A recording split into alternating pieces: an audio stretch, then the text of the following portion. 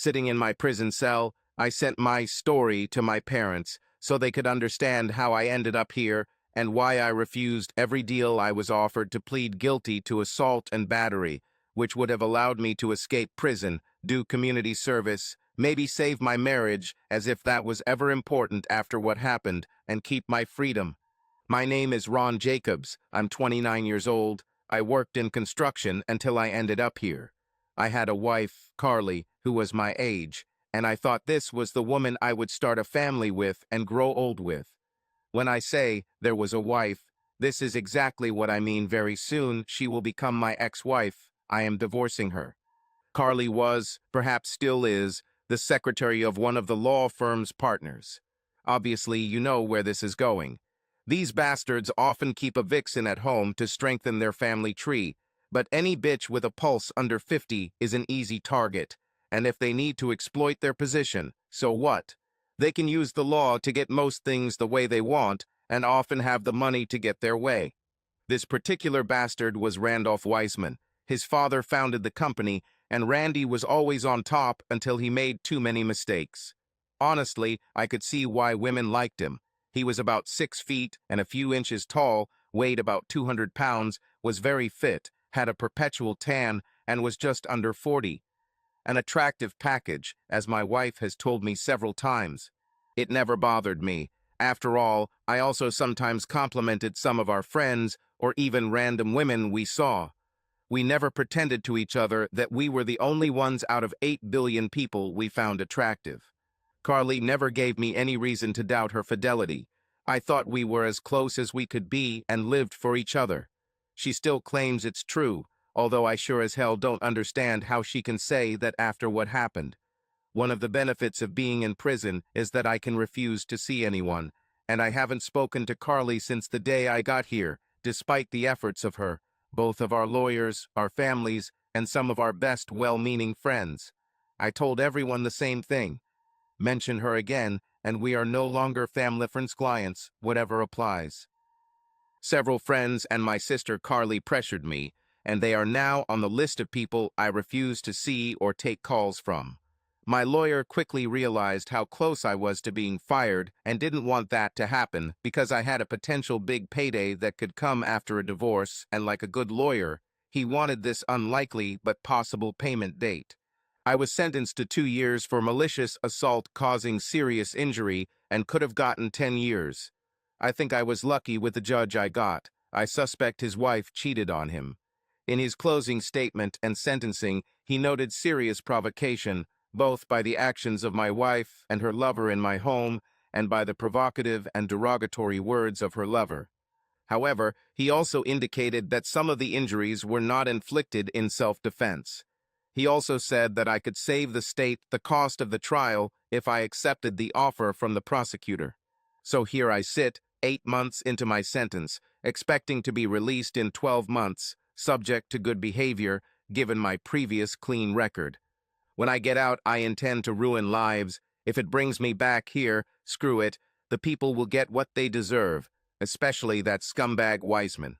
Perhaps the easiest way to tell this is by telling you what I wrote to my parents. Dear Mom and Dad, I'm sorry if I embarrassed you by going to jail. Embarrassing you is not something I ever wanted to do or ever thought would happen. My problem is that otherwise I would never be able to look in the mirror again because of the shame I would feel for tolerating what happened or accepting offers to plead guilty to avoid jail time. I hope you understand why I can never be that person. I loved Carly with all my heart. I thought we would be together for a long time. It just shows what a judge of character I am. I had no idea that she was involved with Weissman in any way, although she told me in passing that he was an attractive man. But so what? There are many attractive people in this world. Everyone talks about them. My life changed forever the day I finished work early after we finished a large extension to the house in the morning, had a few beers over lunch with the whole crew, and we all went about our business around 1:30 p.m. When I returned home, as in all commonplace stories, there was a luxury BMW in my driveway, and there was no sign of Carly's car. This aroused my suspicions, although I never doubted her. Someone with such an expensive car obviously brought it home. As soon as I entered our quiet house, I heard a noise from above and went up to our bedroom. There she lay under her boss. I was stunned. It took me about 15 seconds to react, and in those 15 seconds my anger grew, and I hope I never feel that way again. He's a big guy, but so am I, and he works with his hands while I break my back with hard work. He may have gym fitness, I have working muscles. Uneven fight. I grabbed him by the hair, picked him up, and threw him against the wall. Looking down at Carly, who was white with shock, I told her, "Get your things and get out of my house. You don't live here anymore." Wiseman stood up and looked like he wanted to be a tough guy. He said, "So the cuckold wants to play a tough guy?" And as soon as he finished, I punched him hard in the face. "Don't push your luck, Wiseman. I'm warning you. You are not welcome in my home. If you don't leave, I will hurt you badly." The fool didn't take the warning and threw a punch, but I caught his wrist and twisted it around, forcing his wrist up behind his back. Again, I warned him, "Don't make me hurt you, Wiseman.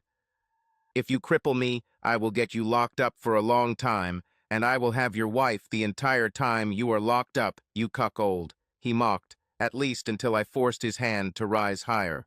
As he screamed in pain, Carly ran towards me saying, "Stop it, Ron. He could really put you away if you continue. Please stop." "Worried about your boyfriend, Carly," I answered. "No, Ron, I'm worried about you. I don't want you to ruin your life because of me and him. I was so stupid." I looked at her with contempt and said, "It's none of your business anymore. I told you to pack your things and get out." "But Ron," she tried to approach me. I couldn't resist and spat in her face. I'm not proud of it, but it stopped her in her tracks, and I screamed, "Get ready and get out, you fucking bitch. I never want to see you again." It worked, and she gathered a few things, sobbing loudly. I turned back to Wiseman. "Your name doesn't seem to match your personality, asshole. A smart man doesn't sleep with the wife of a big brute like me, and certainly doesn't use words like cuckold unless he wants a few broken bones like you have now. Now listen to me. In a minute, when this bitch gets her act together, you and her will get in this shiny car in my driveway and drive away. I recommend that she take you to the emergency room so they can take care of your fractures and pain. Never come back here again, ever, and she's not welcome here either. This is my grandfather's house, given to me before our marriage. She has no rights to it, so don't try any legal tricks on me. If you come back, I'll seriously hurt you next time, so if you like hospital food and wheelchairs, stay away from me. She's your bitch now. Take her to your wife and kids or throw her away. I don't care." Carly howled in grief behind me. "Sorry, bitch. It's all your fault, Carly. I'm not Jesus. I don't forget, and I'll certainly never forgive you, you dirty trash. Your cheap lover could afford a hotel. Then maybe you would leave me in the dark. But maybe you're just a cheap treat, not good enough to spend money on you. Just take you in your husband's bed, right?"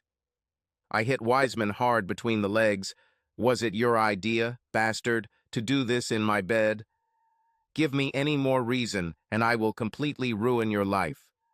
Mom and Dad, excuse my language, but I wanted you to know how things went down between me and Carly. Of course, as you know, I'm divorcing her. I'll be a free, single man when I get out of here. I will never look at her again. My last memory will be of me spitting in her face. That's what she deserved.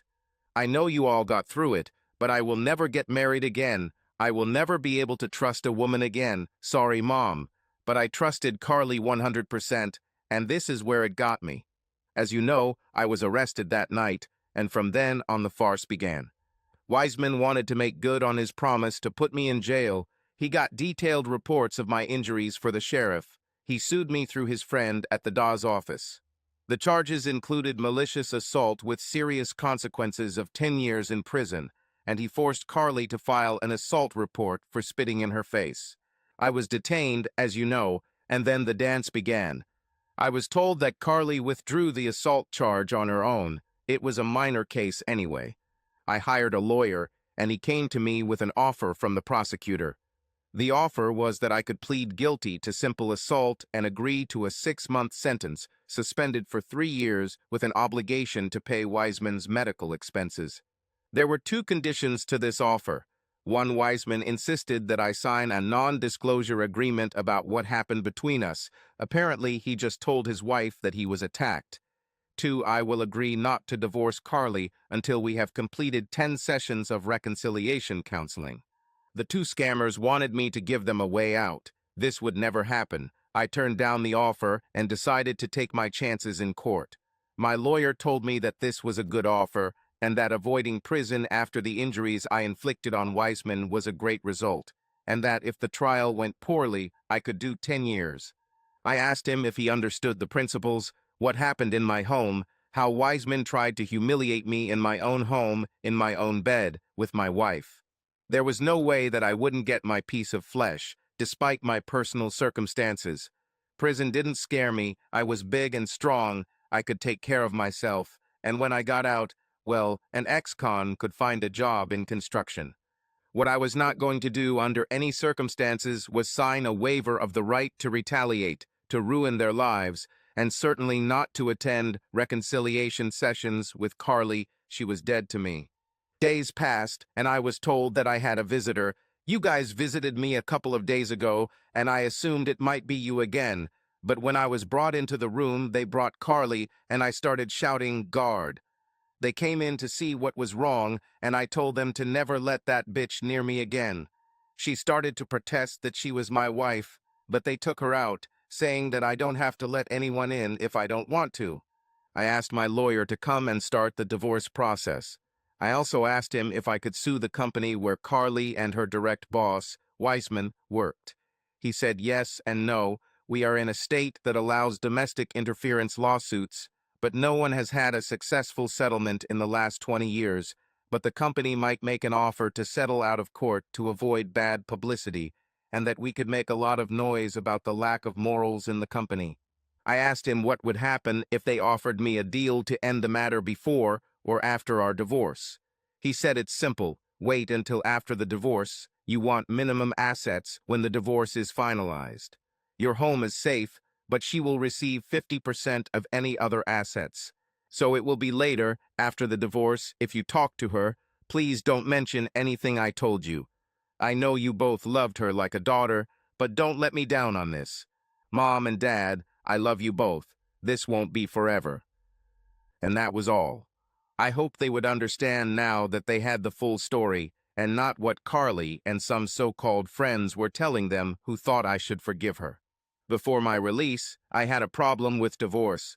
Carly refused to agree to a divorce unless I either agreed to counseling as previously suggested or allowed her up to 3 one-hour visits in which I would have to agree to discuss with her. She was smart enough to know that I could sit quietly and ignore her. I really wanted to be legally rid of her, so I decided that 3 one-hour meetings were better than the option originally proposed by the court.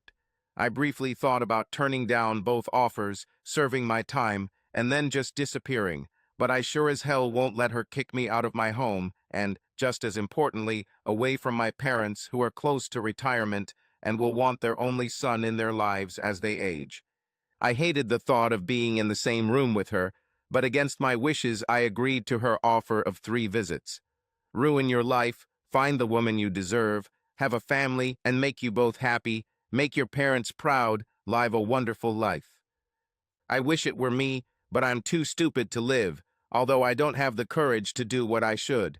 I hope one day you can think of me and smile for what we had and not for how I ruined everything. I said what I needed to say, now I'll leave. Just understand that I ruined my own life. Please don't let me ruin yours. I will always love you. Goodbye, Ron. I felt pretty strong emotions after all of this and told her, Carly, you're right. We can never be together again. It's simple. I can never trust you. But today you showed me something from the woman I fell in love with. Carly, I want you to know that with what you said, I can't go back to loving you without trust, but I don't hate you anymore. I hope you have a good life, Carly. One mistake won't make you a bad person, just a completely unsuitable person for me. Goodbye, Carly. We hugged goodbye, and she left. I knew that what she said was difficult for her. She took all the blame on herself, admitted that she was stupid, but did not say anything that could change my decision about the divorce, and she said that she would sign the papers for divorce. There is no need for a third meeting. Carly kept her word, signed the divorce papers, and our divorce was approved and awaiting the final decree. Shortly after my last visit with Carly, my release date from prison was confirmed. I was released, my parents came to jail to pick me up.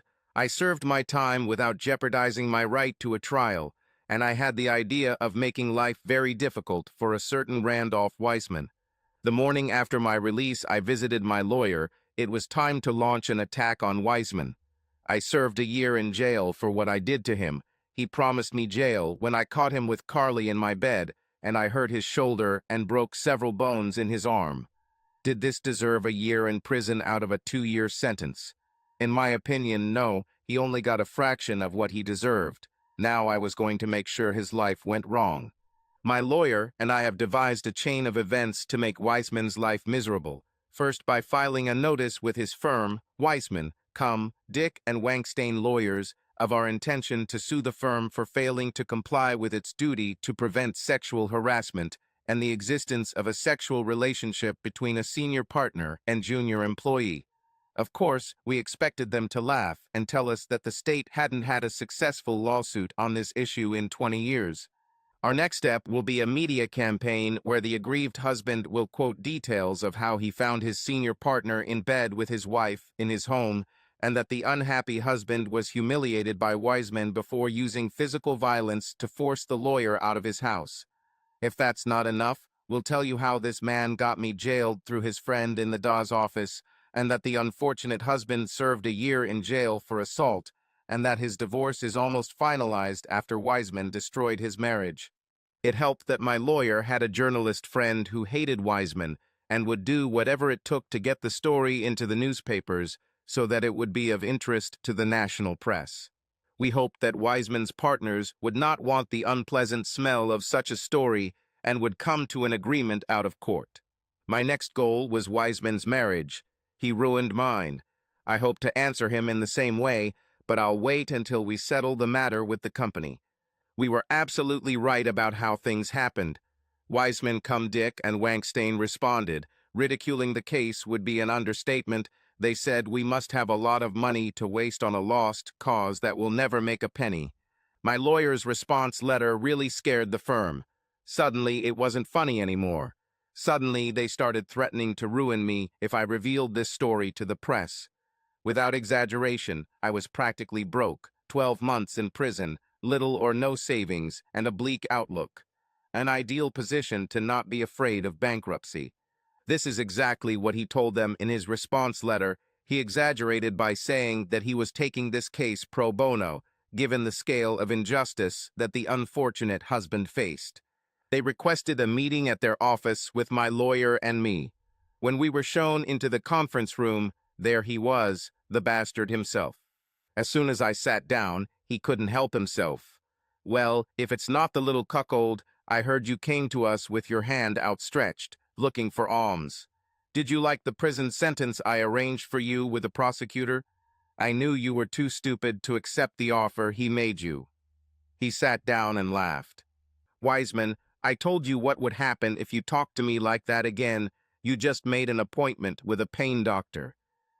Suddenly, oh, for God's sake, Randolph, stop this macho crap. We're trying to solve this, not make it worse. This was William Wankstein, another son of one of the founders. Randolph, if you can't stop this chatter, it would be best if you left it to us. Slightly ashamed by his partner's scolding, okay, William, I get it. The cuckold and I have a history, which is of course what brought us all here today. Let's hear what they have to say.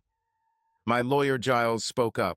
Gentlemen, it is simple. As stated in our letter, we intend to pursue a claim for interference with family relations.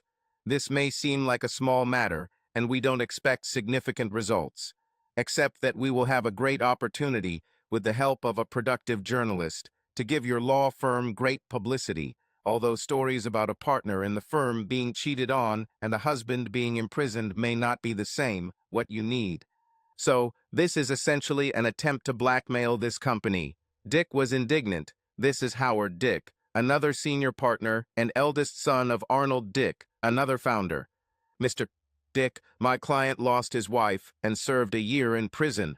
Without your partner Randolph Wiseman's inappropriate actions, he would still be married, have a loving wife, still work, and never see the inside of a prison cell.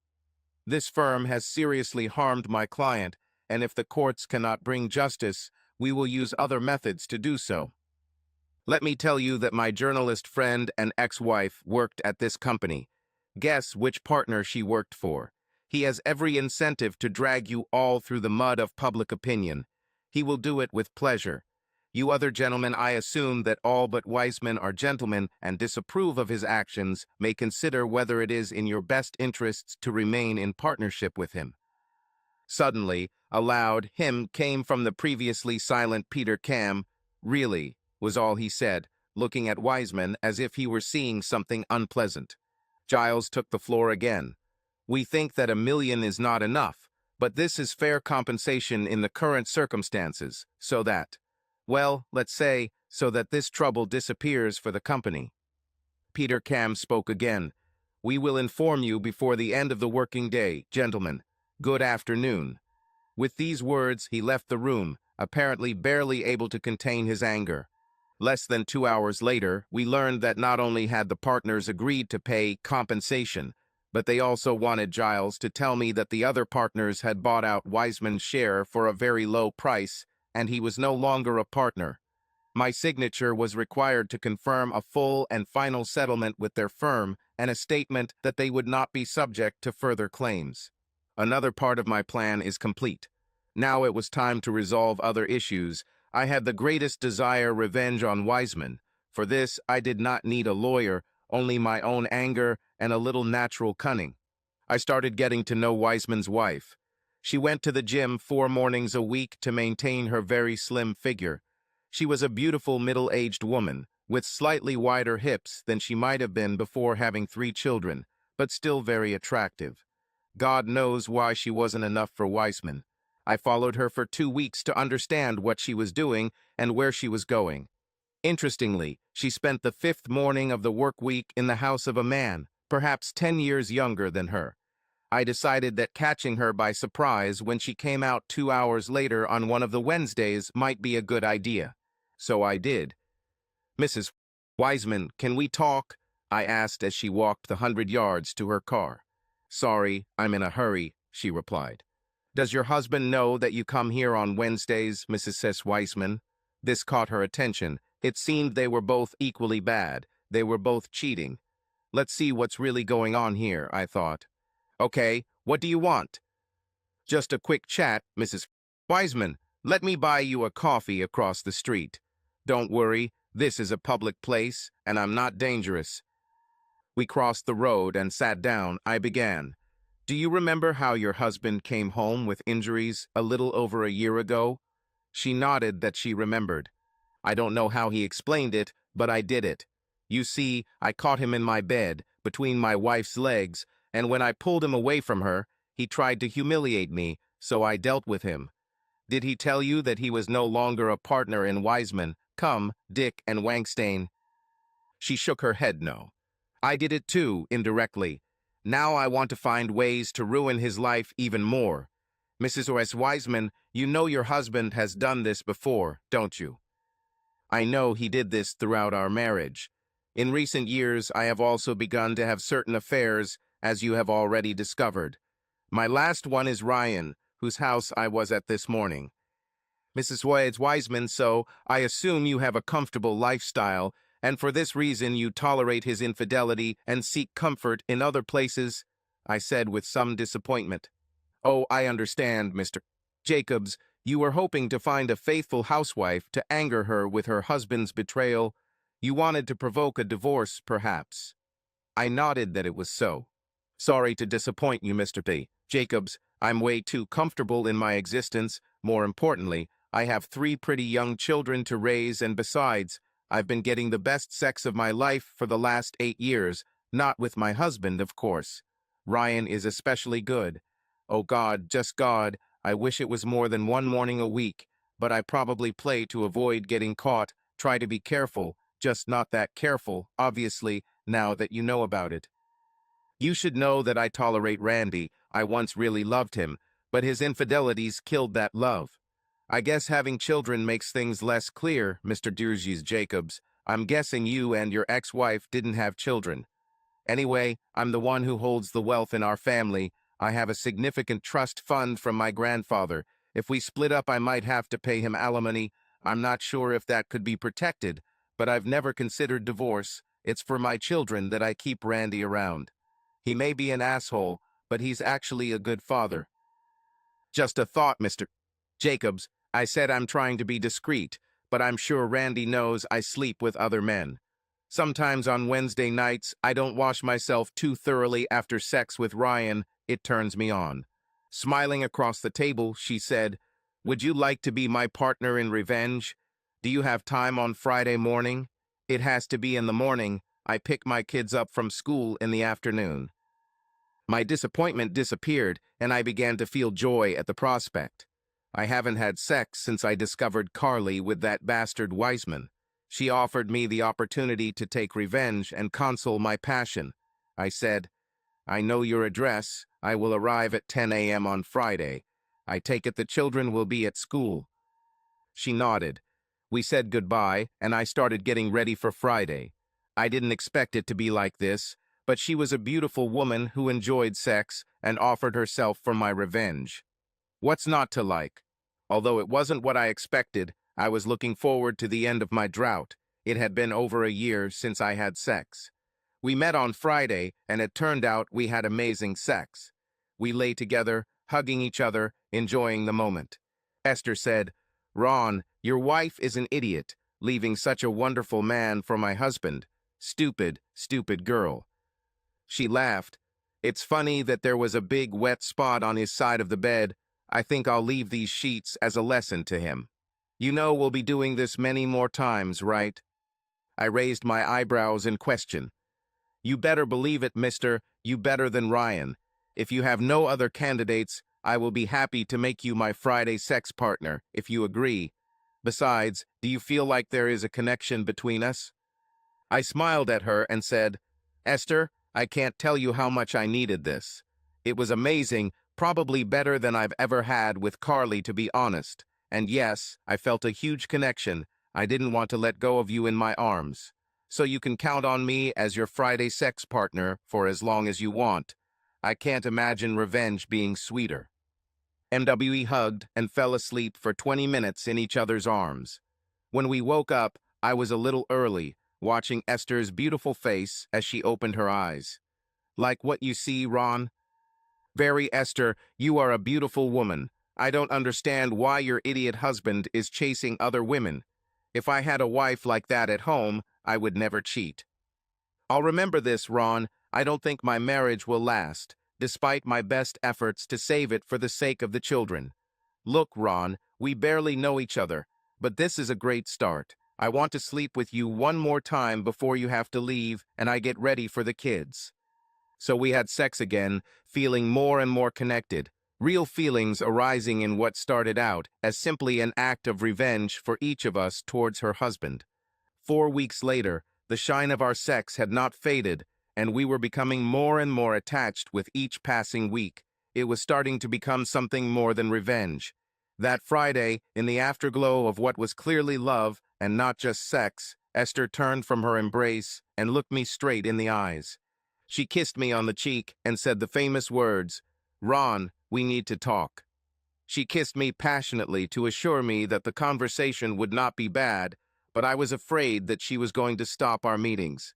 "Ron, I told you that Randy and I have family money. I have a trust fund from my grandfather. He thought my father would not be able to manage the money wisely, so he made me the beneficiary of the trust. The amount, believe me, is huge. My grandfather saved up more money than anyone could spend in one lifetime. But if there was anyone who could try to spend it all, it was my father. His grandfather didn't trust him, so he gave him a small amount every month so that he would be provided for, but not too rich. He placed the rest in a trust fund that will be fully available to me when I turn 38. I don't know why I'm 38, but I have 8 months left until I reach that age. After our first Friday, For some reason, I decided to check the terms of the trust fund regarding divorce. He is untouchable. Randy will not be able to get a penny. I brought it into our marriage, and neither of us added money to it, so it's pretty much untouched. My financial advisor says it may be important, but overall he believes the fund is untouchable. It made me wonder, do I need Randy? Can I just give him unlimited visitation rights by mutual agreement? I've realized over the past month that I'm just putting up with Randy. I really don't like him. Why should I put up with crap that constantly betrays me? I understand that this may seem hypocritical, but he had several affairs before I started cheating. Ron, I'm not saying I want you to replace Randy. I'm saying I've developed feelings for you, and I'd like to see you on my own terms for as long as we both want. I'm happy to break up with Ryan if that's okay with you. Esther, this is probably the best we need to talk in the history of mankind. I thought you were going to tell me thank you and goodbye. I very much agree with what you're suggesting. Just like you, I think we started this as an act of revenge, but we're quickly becoming something more. We continued our meetings on Fridays until we could discuss everything properly. She told me she met Ryan on Wednesday, but it was only to say thank you and goodbye. Ron, I have a cruel but very interesting idea. Let me tell you my cunning plan that I would like to implement next Friday morning. When she finished, I couldn't wipe the smile off my face. This woman is a genius. I loved it. So the following Friday, Esther and I were having our usual Friday marathon of sex. Couldn't get enough of each other at this stage, when downstairs in the living room sat a gentleman named William Fox in a business suit, calmly waiting when we heard, "Who are you, and why are you in my house? Where is Esther?" It was Randy. Esther called him and told him that there was something important that required his presence in the house at noon. He told her that he was busy and was trying to find out more information, but she repeated that it was very important and he needed to be there. "Are you Mr. Randolph Weissman, sir? Your wife told you what to expect. She's upstairs with her boyfriend now, if you want to see her." What the hell is going on? We heard Randy coming up the stairs. Esther was looking at the door, waiting for it to open, when I turned my back to the entrance. That's when Esther started. "Oh yes, take me Ron, you are much better than my husband, and you know how to satisfy a woman." A bit overacted, but convincing enough for a shocked Wiseman. "Randy, honey, you look like you're going to have a heart attack. Calm down, I'm just sleeping with other people like you." This cuckold, "You must be joking," he screamed. "Why the hell do you have this weakling in my bed? Get him out of here before I kill him." I got out of bed and walked up to him. "So, cuckold, how do you like my revenge? When you talk about killing me, are you confusing ambition with opportunity? Remember I promised you a visit to the pain doctor?" He turned white with fear. I said, "Relax, we have a different kind of pain for you. There is a gift for you under your pillow. Why don't you take it out?" I pushed him towards the bed. Reaching under his pillow, he pulled out a manila envelope. Esther and I said at the same time, "You were summoned with a subpoena." William Fox took a photo before saying, "It's official now." Ideally, we achieved our goal, and the fool stood there as if struck by thunder. I've rarely seen anyone so shocked, other than when I dislocated his shoulder, I guess. Esther lightly spanked Randy to bring him to his senses. She told him that after what he did to me, it was fair payback, that she no longer loved him, that his constant infidelities in the marriage had finally turned her love into real disgust, that she promised never to come between him and his children and would grant him unrestricted visitation rights. Finally, he should get himself a lawyer if he wants, but that they can use the same lawyer, since she is confident that they can do this right, get a divorce without a fight, and keep everything clean for the sake of their children. Randy, to his credit, nodded in agreement with her words. He might be an asshole, but he wasn't stupid. He knew his marriage was over and fighting would only waste time and money. I stood quietly watching his world crumble. I achieved more than I planned. I divorced Carly, and thanks to my mother, I did it with dignity. She made a mistake that ruined her life. She apologized, and I knew she was sincere. She accepted her fate. Why make it worse? My mom was right. I extracted $1 million from Carly's employers, and now, with the help of his wife, I repaid Weissman by turning him into a cuckold, doing what he did to me, ruining his marriage. Maybe I even did what Carly asked of me when she said, "Don't let my stupidity ruin your life. Find the woman you deserve, have a family, and make you both happy, make your parents proud, live a wonderful life." Carly messed up, but gave me good advice when her hope faded. Here's a retelling, focusing on the main events, and without any unethical or sexual details.